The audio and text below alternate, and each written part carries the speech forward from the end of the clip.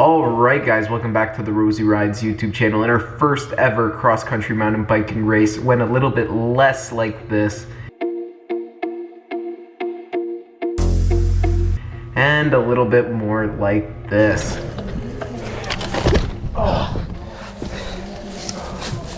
15 seconds. This was my first ever cross-country mountain biking race. Was super excited to get involved and get started with it, and a little bit too excited. But before I get into it, the race was happening out of Uxbridge for the first Ocup of the season here in Ontario.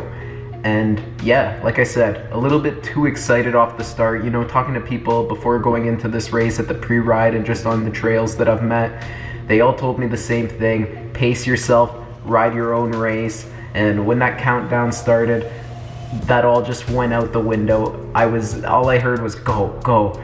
So with this lead pack, I was pushing super hard, super early, and not knowing any better, I absolutely blew my engine out, especially with this climb here on the start. It was super steep and super long, considering how early it was into the course. Even if it wasn't early into the course, it's still a steep and long climb.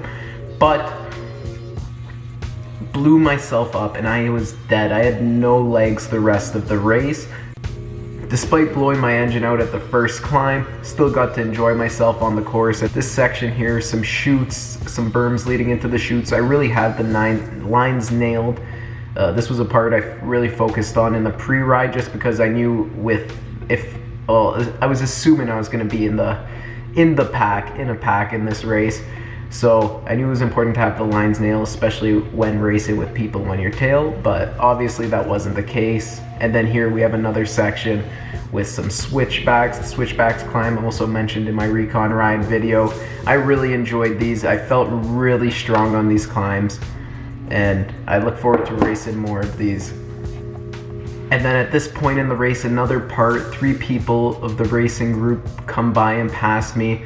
And seeing these guys, I realized that these were probably the guys I should have stuck with right off the start. They were holding a decent pace, weren't leading, and didn't blow themselves up on the first climb. So wish I tagged along with them at the start and cooled my jets, but wasn't the case. So they end up blowing by me as well, and tried to hang on, but like I said, throughout this race I just couldn't grab a wheel and stick to it.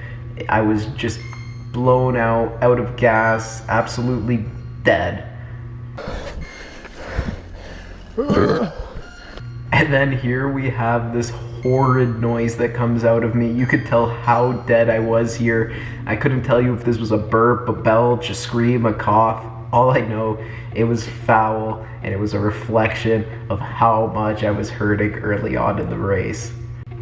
And then in this portion in the race, we see the consequences of going too hard too early, continuing as a bunch of people passed me on this straightaway. There was a massive headwind coming in straight on, and the legs were just dead, so the headwind on top of all that just pushed me back further, allowing all these people to pass me. Pretty sure they were even starting in waves after me. I don't know what time intervals the waves were dispersed at, but definitely some of these people passing me were from the prior waves. So that's saying something. But yeah, I was trying to push as hard as I could given the circumstances, but just couldn't find it. And then with the fatigue kicking in, the cycling gets sloppy. Here we see a nice strike on the tree with the handlebars. My handlebars aren't really that wide. I'm running about 700 millimeters. So this was user error, no question. Can't put it on the gear. Just a quick strike, a couple more people pass me, and once again, back on my own. Oh, at the end of lap 1, I finally find someone's wheel to go on, riding at the same pace of me. I stick around with him for a bit, and here it shows my technical abilities. And the last portion of the Uxbridge's course was kind of like a flowy downhill descent, and he absolutely blows by me. End up catching him at the start of the finish line. At the start of the finish line, I guess it's not the finish line, it's still lap 1, but the start line, and end up passing him and tag along with this guy here in the white. We lead up the climb, and I must say this climb the second time around, when I was actually pacing myself, was a lot easier, and I actually felt faster the second time around, going at a reasonable pace versus just absolutely mowing the climb down. And then the guys here cheering us on, have a little words of encouragement for us, and the guy in the white has some funny comments on that. Nice, let's go. Good stuff, guys. Let's go. You're making it look too easy here.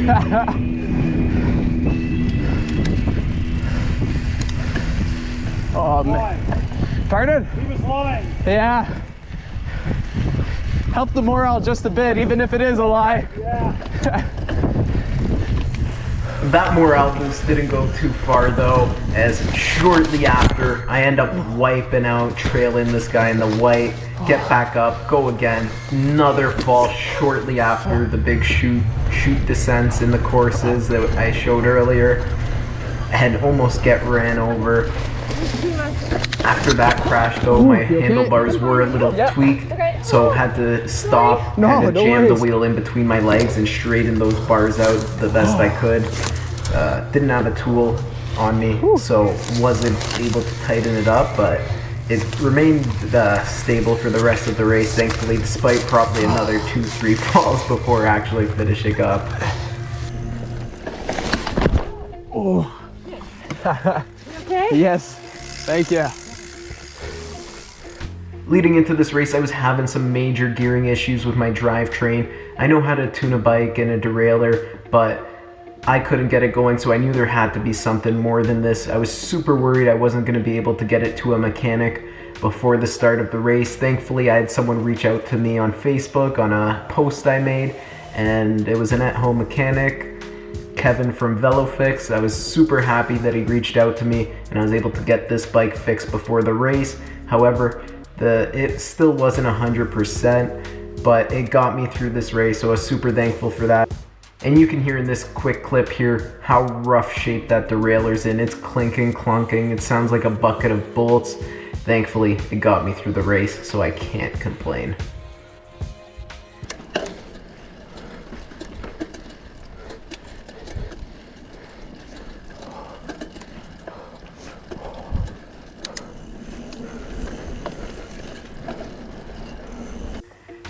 And then on the second lap, closing out the second lap here, I see there's an alternate line towards the end, so I'm like, oh, let me take it. This was a part of the pre-ride that I really didn't go on, or I didn't even know it was a part of the pre-ride. Like I said, this was my first ride here in Uxbridge's course for the Ocup, so I just followed arrows, and the arrows didn't take me on this portion of the course. So when I saw the alternate line, it was different than the one I took the first ride. I was like, oh, let me take it. And then, boom, met with a massive rock garden, was not expecting it, just had to plow through and hope it went well, and thankfully it did. And then here, I'm riding through the final portion before the end of the lap, and my dad's there offering water. He didn't know what I was going through. Water could not save me at this point of the race. So this was the last fall of the entire race. Lost count how many times it happened. But this portion of the course earlier on was a bit drier throughout the day. It was raining on and off, drizzling. I can't really call it rain, but I thought it was going to be drier in this final lap, so I bit too hard assuming that it was dry. It was a little bit wet, so my wheel had a bit more grab, and I end up just wiping once again.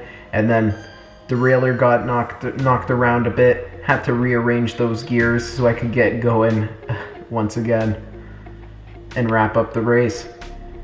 As the race wrapped up, I learned some super important lessons. The first is, don't ask for advice if you're not going to take it.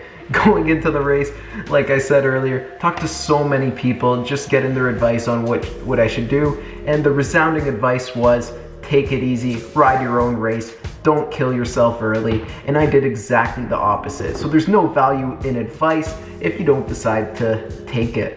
The second, I need to work on my technical skills.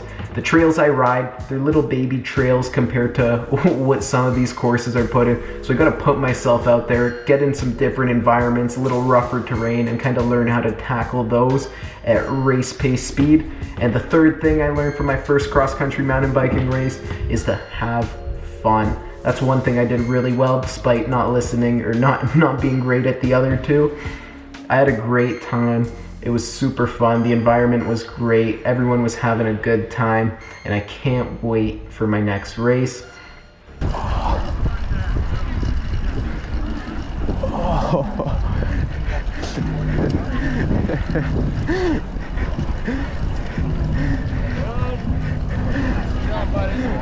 If you guys stuck around till the end of this video, please leave a like, leave a comment. Let me know if you were there at this race, how you did, how you enjoyed it. And then like, subscribe, and hit the notifications so you can stay tuned on the cycling journey. Thanks for your support in growing the sport, and I'll see you in the next video.